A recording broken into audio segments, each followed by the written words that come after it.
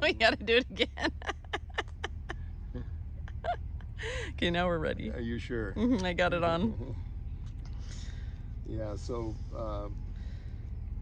I happened to be a soils judge in high school, and at the state tournament, I took second place.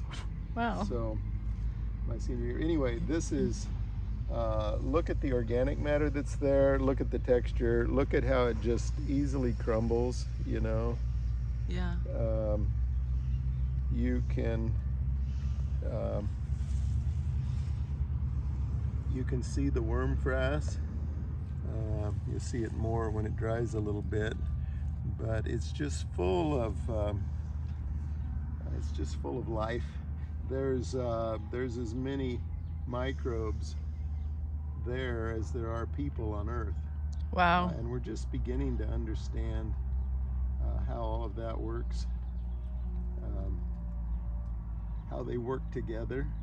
But if you look at the different plant species growing here, you'll find about 20 different things growing, and each one supports its own micro community, microbiological community. And why is that important? Well, different types of plants need different nutrients, and it's interesting what grows where. You can plant the same cover crop in all the orchards, and certain species will thrive in one and not in the other. So that's because there's different nutrients available, and so we just came from an orchard. We were just in an orchard that had what, half that, Christy? Yeah. So that one we've only been farming organically about 6 years. This one's 10 or 11 years. So as we go along, the soil has the ability to and the desire to support different plant species. What you don't want is monoculture. Okay. And monoculture is? We would just have nectarines. Okay. Or if you were a corn farmer, you'd have corn. Okay. Or a soybean farmer, you'd have soybeans. So having the diversity in the ground cover harvests more nutrition. So each of these plant species is asking its biological community, its microbiological community, for different nutrients, and it makes a deal with them. You go find me boron, you go find me calcium, you go find me magnesium, you go find me phosphorus, and I'll give you sugar. Okay, the green plants have the ability to photosynthesize. The microbes in the soil don't. So the energy has to come from green. The energy has to come from photosynthesis from the green plants. Okay. And they send it down to their realm, if you will, through the roots, and it's all happening right at the little microscopic root hairs. That's where all the activity is. Kind of like, you got the vast ocean with a few fish. Yeah. But you get over by the coral reef, and you've got that's where life. You've got thousands of species there, right? Doing their thing. That's the same around the growing root tips of these plants. So they're the coral reef of the soil. And it's all happening, in the top foot, but to an extent, the second and third foot. Certainly, our orchard is down 6-8 feet. I've always been told your roots pretty much the roots underground pretty much mimic what's above ground. So if you've got a 10-foot tree, you've got 10-foot roots. Okay. Wow. Why else is that important? Well, you build organic matter. So we find, so your average orchard around here, even under organic practices, doesn't necessarily build organic matter. Okay. And the organic matter is being built by the diversity of the plants that are communicating with the soil. It is, and it's also being built because we're not cultivating.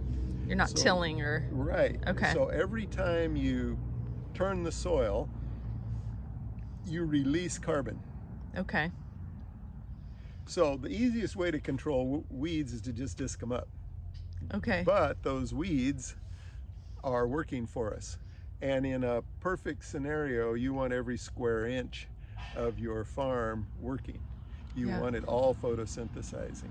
You want it all making sugars and putting it in the soil, growing organic matter. But maybe you only lightly turn it in once a year. Okay. You know, and then quickly reseed and irrigate and get it going again. Okay. So that's where we are right now. Come back next year and we'll find some things that we can do even better than that. But what we did last year to this year, we had more of a crowned middle and we couldn't get water to the center. So we weren't able to maintain this we weren't able to maintain the entire orchard floor in a green state. Okay. So you made adjustments. Yeah, learn, mess up, adjust, do it better, wash, rinse, repeat. Right? So I started out to say your average conventional farm is going to have, or even an organic farm is going to have 0.1, 0.2, 0.3% organic matter. Okay. Okay.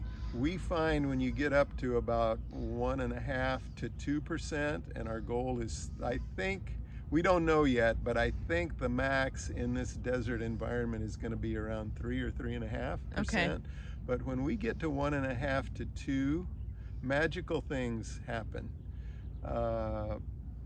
We have less pest pressure. Okay. We have much better, we use less water. Okay. It's counterintuitive because you'd think it takes water to support that grass, and it does. But the flip side of that is the soil holds the water. Yes. So it becomes like a sponge. Okay. Instead of just beach sand. Right. Where the water is heading through, and your plant has to grab it on the way by. Okay. So that's why drip works in a more sterile soil, because you can apply little bits. Right. And your target crop can grab what it needs. Right. On the way down, on the way by. Yeah. You know. But this soil really holds it. This soil holds it, and we're building organic matter. And when you're building organic matter, you're sequestering carbon. Okay.